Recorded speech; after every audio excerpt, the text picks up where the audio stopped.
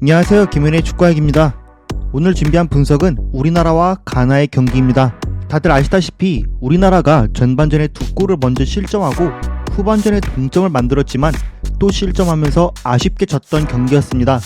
경기 스탯을 보면 볼 점유율, XG값, 슈팅 기회 등등 가나를 압도한 경기력이었지만 경기에서는 승리하지 못했습니다.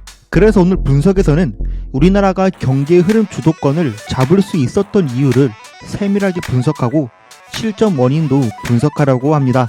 먼저 우리나라가 선보였던 포메이션은 4-2-3-1이었습니다. 지난 우루과이전과 다르게 큰우 형이 내려와서 사이에 끼기보다 아예 투볼란치로 황인범과 위치하는 상황들이 많았는데요. 우리나라가 이렇게 위치할 때 가나는 4-2-3-1 형태로 수비 진영을 갖추었기 때문에 황인범이 측면으로 이동하면서 볼을 받으면 김문환은 높이 오버래핑할 수 있었고 권창훈은 안으로 들어올 수 있었기 때문에 권창훈을 마크하던 윙어를 좁혀있게 만들고 김문환에게 갈 수 있는 패스 루트를 쉽게 활용할 수 있었습니다. 이렇게 됐을 때 권창훈이 풀백과 센터백 사이로 침투하면서 공간을 잘게 썰어갈 수 있었는데요. 꼭 김문환이 오버래핑하지 않아도 황인범은 볼을 몰고 전진할 수 있는 선수입니다. 때문에 가나는 4-2-3-1 형태에서도 공격형 미드필더 자리에 있는 선수가 수비를 도와주지 못하면 우리나라가 측면에 넓게 위치하고 사이 공간을 공략하려고 하기 때문에 수비수와 수비수 간의 간격이 생길 수 있었고 우리나라는 이런 공간을 활용할 수 있었습니다. 이후 사이 공간에서도 위치할 때 작은 우영을 영리하게 손흥민과 위치도 바꾸면서 앞에서 가담도 해줬는데요. 실제로 반대편으로 길게 크로스해주고 나서도 작은 우영은 슈팅할 수 있게 공간을 선점했습니다. 대표적으로 이런 상황인데 손흥민이 가운데 공간에서 자유롭게 움직이되 가운데 위치하는 선수와 스위칭되면서 움직이고 바로바로 스위칭하기보다 간격을 먼저 파악하고 활용하면서 볼을 유기적으로 돌릴 수 있었습니다. 또 다르게 활용했던 방식으로는 우리나라 이선이 좁게 위치할 때 가나의 수비 진영도 좁혀질 수밖에 없는데요. 이렇게 좁혀져 있을 때 김진수가 오버래핑하면서 김진수를 활용한 아이솔레이션 상황을 통해 위치가 스위칭된 상황에서 권창훈이 빠져들어가기도 하거나 손흥민이 빠질 수 있었습니다. 그래서 여기서도 공간을 잘게 썰어 들어가거나 김진수가 크로스를 올리는 상황들이 많았는데요. 가나는 우리나라가 중앙에서 정우영이나 권창훈 혹은 황인범이 볼을 소유한 채로 전진할 수 있는 선수이기 때문에 3선은 좁힌 채로 측면으로 쉽게 들어가는 패스 루트를 생각해서 넓게 위치하기에도 어려웠습니다. 만약 가나의 3선이 넓게 위치했으면 이 사이 공간으로 볼이 들어가서 현대 축구의 가장 위험한 지역이라고 볼 수 있는 하프 스페이스의 공간을 내주기 때문에 우리나라가 측면을 활용하기 좋은 환경이라고 볼 수 있었습니다. 여기서 이강인과 황인범이 좁혀있기 때문에 쉽게 넓히지도 못하고 측면으로 볼은 쉽게 들어가지고 풀백이 와서 대응하지만 센터백도 손흥민을 견제하면서 센터백과 센터백 사이 간격은 멀어졌죠. 물론 이후 이강인이 볼을 다시 뺐고 크로스를 올려서 나온 골이지만 센터백을 밖으로 끌고 나오도록 만들었던 움직임 덕분에 조규성이 덜 견제받고 득점할 수 있었습니다. 두 번째 득점도 마찬가지인데 안으로 들어오는 나상호를 쿠두스가 계속 대응하다가 측면 공간 넓어지고 사이 공간 김진수는 침투하고 아마티는 나오려다가 말았기 때문에 김진수는 프리하게 크로스를 올릴 수 있었고 페널티 박스에서도 가담하기 어렵기 때문에 헐거워졌죠. 자, 또 이런 상황에도 보면 아예우는 정우영을 견제하고 이냐키 윌리엄스는 본인이 지금 황인범을 견제하고 있는 줄 알고 있고요.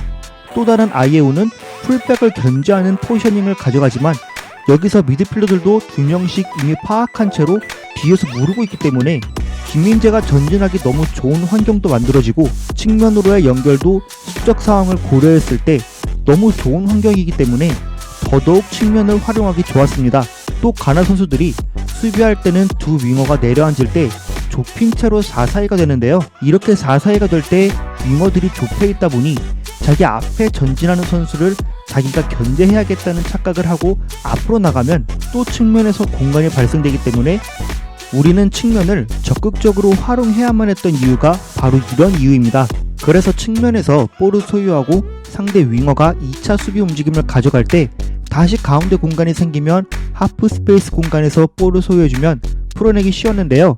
이후에 권창훈이 종방향으로 빠지거나 대각선으로 빠지면서 미드필더들이 반대편을 더 생각하기 어렵게 눌러주기도 했기 때문에 공격 상황에서는 훌륭한 패턴을 보였다고 볼 수 있습니다. 다만 한 가지 아쉬웠던 점은 우리가 반대편으로 전환할 때 김진수가 오버래핑하기보다 차라리 손흥민 선수가 좁혔을 때 반대편으로 전환해주는 타이밍에 두 선수의 위치가 크로스되도록 하면 우리가 측면에서는 더 위력적인 모습을 보여줄 수 있을 거라 생각됩니다. 만약 이렇게 되면 김진수가 언더래핑으로 들어올 때 짧게 넘겨주게 될 텐데 길게 넘겨주면 볼이 공중볼에서 가는 시간도 있기 때문에 비교적 손흥민을 앞쪽 공간으로 나갈 수 있게 활용할 수도 있었습니다. 앞서 말한 상황이 대표적으로 이런 상황인데 윙어가 지금 황인범을 견제하고 있는 상황에서 측면은 공간이 생기고 2차 움직임을 가져가면서 가운데가 오픈되고 권창훈이 침투할 움직임을 가져가니 미드필더는 쉽게 반대편 생각 못하고 있죠. 여기서 조규성이 앞으로 나가주면서 램프티가 반대편 대응이 늦기도 했지만 전체적으로 한 공간에 많은 숫자를 두고 있었기 때문에 가나가 반대편 전환에는 애먹을 수밖에 없었습니다. 그럼 우리나라는 왜 수비 상황에서 어려움을 겪었을까요?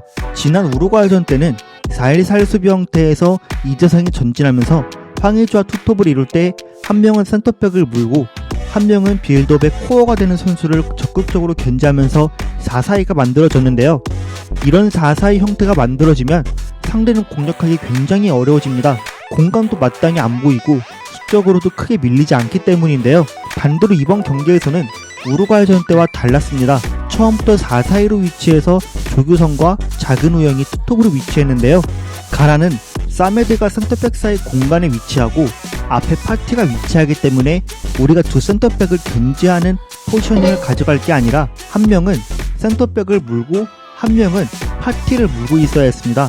이 상황 보게 되면 가운데 선수가 프리하게 위치하는데 여기서 조규성이 프리한 선수를 놔주게 되면 정우영이나 황인범은 앞으로 나갈 수밖에 없게 되고 뒤 공간에 다 내주기 때문에 어려움을 겪을 수밖에 없었습니다. 이후 첫 번째 실점 장면은 세트피스에서 나왔기 때문에 넘어가고 두 번째 실점 장면 볼 때 권창훈이 상대 풀백을 견제하고 있는 상황에서 볼이 아예우에게 넘어가는데요. 이 상황에서는 황인범이 앞으로 나와주면서 크로스를 못 올리게 견제를 해야만 했습니다. 여기서 황인범이 나가야 할지 말아야 할지를 망설이다가 전진 타이밍을 놓치기도 했지만 우리가 실점할 때 상황을 다른 각도로 보면 김진수가 반대편에 들어올 수 있는 선수를 체크한 것까지 보면 박스 안에는 수적으로 밀리지 않기 때문에 손흥민에게 내려와서 잡아달라고 해야 했지만 이 부분이 커뮤니케이션 미스로 남은 게 아쉬운 부분입니다. 또 이전 상황을 잠깐 봤을 때 김문환이 나오고 권창훈이 여기서 막는 부분도 어려운 이유는 김문환이 여기서 땡기면